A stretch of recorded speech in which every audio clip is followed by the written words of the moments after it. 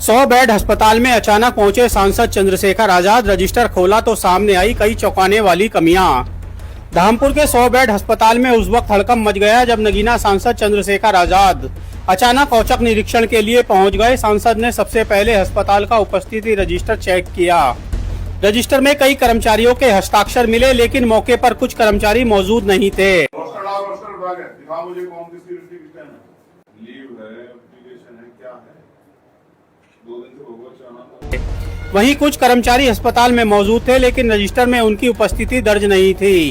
सांसद ने दवाओं के स्टॉक का भी रजिस्टर से मिलान कराया, जहां कुछ दवाएं कम मिलने पर उन्होंने नाराजगी जताई। और रिकॉर्ड में भी नहीं, ये दोनों चीज अब आपके यहाँ पे इतना उनके पास पुख्ता होगी, अब आप इसको डिनाई नहीं करेंगे, है ना? ठीक है, कल से उसमें तो नहीं है रिकॉर्ड में, ठीक है, आ जाओ। उधर अस्पताल प्रभारी के भी बिना सूचना अनुपस्थित मिलने पर सांसद ने संबंधित अधिकारियों से शिकायत दर्ज कराने की बात कही। मरीजों की बेड की व्यवस्था देखी तो चादर और पुराने तकिए को लेकर भी सुधार के निर्देश दिए गए। मेरी आंखों देखी शुरू कर लो। ये क्या है? ओपीओ क्या है? ये ओपीडी में कहाँ पे? ये ओपीडी डिस्पेंसिंग में रहती है दवाई। तो ये ओपीडी यहाँ लिखा हुआ है, यहाँ तो है ऐसा क्यों कर रहे हो भाई? यहाँ ओपीडी लिखा हुआ है, देखो यहाँ सेंटर नहीं है, इसको भर देना। सांसद चंद्रशेखर आजाद ने साफ कहा कि स्वास्थ्य गरीब और आम लोगों की मूलभूत जरूरत है, इसमें किसी भी तरह की लापरवाही बर्दाश्त नहीं की जाएगी। उन्होंने चेतावनी दी कि दोबारा निरीक्षण में कमियां मिली तो कड़ी कार्रवाई के लिए कदम उठाए जाएंगे। जो कम है तो उसको, ये तो आंखों के सामने दिखता होगा, जो है उससे तो करा लो, ये उससे भी दिखता। सांसद जी, 100 बेड हॉस्पिटल में आपके द्वारा निरीक्षण किया गया, औचक निरीक्षण किया गया, क्या खामियां पाई गई? देखिए, सरकार इस पूरे सेक्टर को गंभीरता से नहीं ले रही। जैसा कि तकलीफदेह है कि महिला पेशेंट को पुरुष डॉक्टर्स को देखना पड़ रहा है मजबूरी में, क्योंकि फीमेल डॉक्टर नहीं। आपने इतना बड़ा स्ट्रक्चर बना दिया, इतना पैसा खर्च कर दिया, बहुत सारे डॉक्टर्स को जो है आपने अपॉइंट कर दिया, लेकिन क्या सरकार को नहीं लगता कि एक महिला डॉक्टर होनी चाहिए? जहां महिलाएं इतनी तेज तरक्की कर रहे हैं और लगातार हम महिलाओं के लिए बात कर रहे हैं, तो क्या एक महिला डॉक्टर का होना अनिवार्य नहीं है? सरकार को इन सब चीज, कुछ ऐसी सुविधाएं हैं जिनको होना चाहिए भौतिक रूप से, वो नहीं है।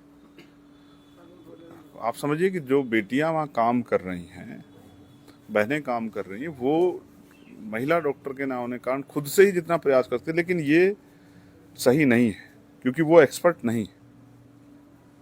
किसी की जान को जोखिम हो सकता है।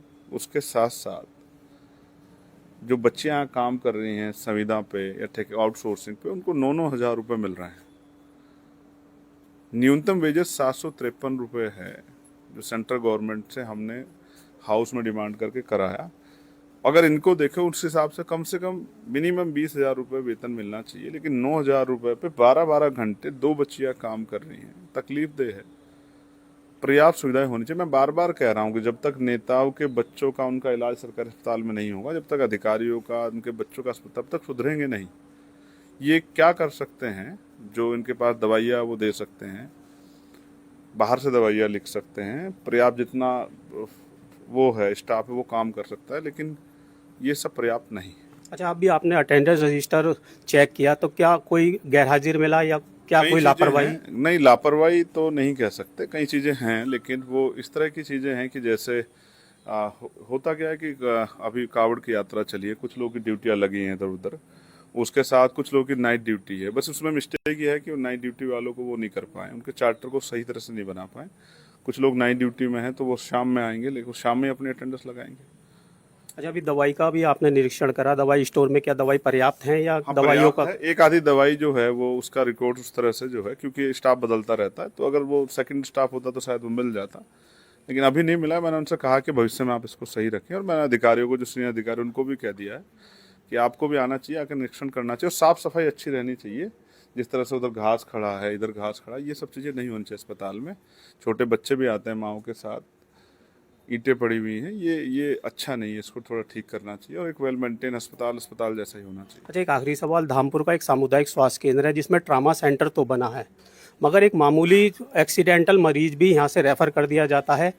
क्या सुविधाएं बढ़ेंगी? बढ़नी चाहिए। देखिए, एजुकेशन और हेल्थ पे जितना भी इन्वेस्टमेंट हम लोग कर सकते हैं करना चाहिए। ये प्राइमरी है। देखो, जैसे किसी का दुर्घटना हो जाए, अच्छा अस्पताल हो तो बच सकती है जान। हार्ट अटैक आ जाए, मेजर अटैक्स आ जाते हैं, कार्डिक अटैक आते हैं, ब्रेन अटैक आते हैं। अगर नज़दीकी स्वास्थ्य सेवा अच्छी हो तो जान बच सकती है। तो लोगों की जान को प्रायोरिटी देनी चाहिए। हम इतने करोड़ रुपया देते हैं कि हम इस निधि योजना में दे रहे हैं, उस योजना में दे रहे हैं, इससे अच्छा हम उनको अच्छा इंफ्रास्ट्रक्चर दे दें। अच्छा, आपके लिए द्वारा जो है अब इस स्वास्थ्य के विभाग में और बेहतर हो, मैं उसके लिए क्या यहाँ प्रयास जो किया जाएगा? मैंने उनसे कहा है कि जो पर्याप्त आवश्यकताएं हैं, आप मुझे एक उसके लिए लेटर दे दें। मैं उनके लिए डिमांड करूंगा कि वो सब चीज़ें वो हों। चाहे वो अभी जैसा बताया कर्मचारियों का वेतन बढ़ोतरी हो या महिला डॉक्टर की कमी ले हो। लिया, मैंने उनकी एप्लीकेशन ले ली और मैं आज ही बात करूंगा सीनियर जो इनके अधिकारी हैं, रिस्पोंडेंट हैं, कि वो इस पे जो है ठोस कदम उठाएं। फीमेल डॉक्टर होनी ही चाहिए। महिलाओं को, बेटियों को इस तरह से असुरक्षा की भावना नहीं पैदा होने दे सकती, हमारी जिम्मेदारी।